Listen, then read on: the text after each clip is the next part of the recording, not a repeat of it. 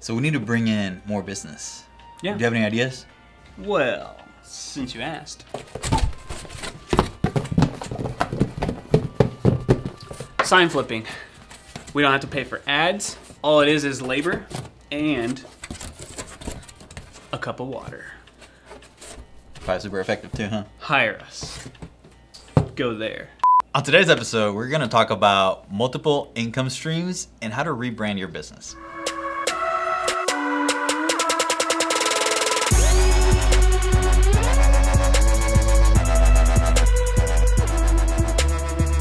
Hey y'all, thanks for watching Tip for Tip. This is a business show for business owners where you ask marketing questions in exchange for a tip in your industry. My name's Aaron. My name is Christian, and today we have Andrea Castaneda from Pressed Flower Crafts. So my business started as many small businesses. It was just a hobby, and now it happens to be my full-time job. I didn't really think about a name. I didn't really think about a logo. So they're very generic, and I'm already thinking about rebranding. I have a new logo and I have a new name. So my question to you is, how do I transition from everything that I have now, from my website to my social media, to the new name and logo without hurting my business and without hurting my presence?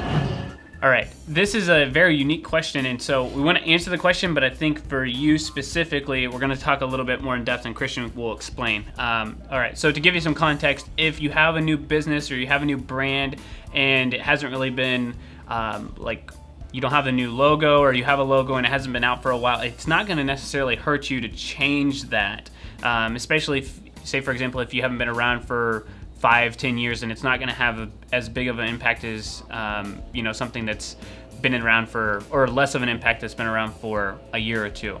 So that being said, I don't think that there's anything necessarily wrong with the name or the logo or anything like that, but Christian can more eloquently say something about the brand part for this to kind of transition that.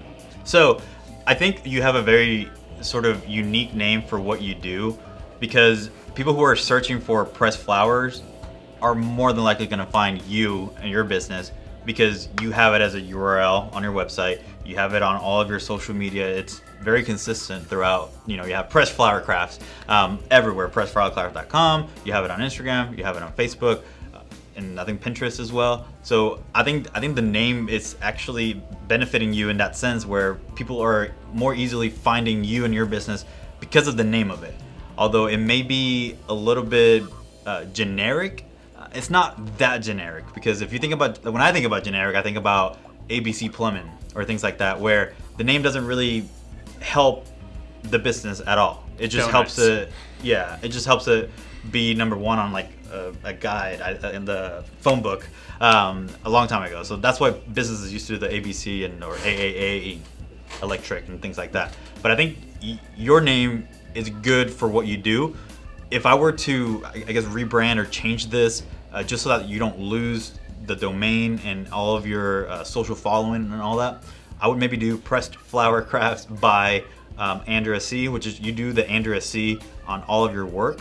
So I would probably incorporate that into the name of it, not changing anything that you have right now, but maybe changing the logo and the brand on your website, on social, and all that stuff. So to me, the name, I think it's good, and it's benefiting you a lot with people who are searching for that particular thing. But when it comes to the actual brand and logo, yes, I think that's where you probably need to do some work and rebrand maybe the website and some of your social and the way you share pictures and things like that. But yeah, those are just my 2 cents. Just kind of like a refresh, I guess. Yes, absolutely. So very cool and awesome. I mean, you've obviously built up a great following on Instagram and stuff too. So I personally love the work. Mm-hmm. Really good. All right, let's hear your tip for us. All right, so my tip to you as an artist is how to create multiple income streams from just one original piece. So just focus on the original piece and what all you can do with it. So you can do prints, decals, greeting cards. You can then start doing workshops, selling at markets, and a lot of different things that you can just keep the money coming in. I think that's a good tip, not only for artists, but other business owners, which is exactly what we like to have for this show. So amazing tip. And it is very important to have multiple streams of income because you just never know when that one stream is going to go away. So that's smart. Obviously, you're doing very, very well. And we're really curious to see how, if you don't change the name, but like just the rebrand and how that goes forward, because I think you'll be very successful. Mm-hmm. Yeah, absolutely. So, question of the day is, do you have any hobbies? Finger painting, maybe? Nice. Do you do that? No? Sundays. Oh, I know your hobby. What? Can't talk about it. It's a new one. What? Think about it. Oh, we can't talk about it. Just kidding. We'll tell you guys in March. soon. In March. Yeah, that's a good point. All right, so if you are a business owner and you want free Facebook advertising, but more importantly, you have a question in your business about how to do something, and you've been searching on Google for this answer, and you're trusting some dude from Bangladesh who wrote a blog 7 years ago to give you an answer, that's why this show was created. We want you to go to bitbraining.co/tip for tip, fill out that form, and we will get you on the show.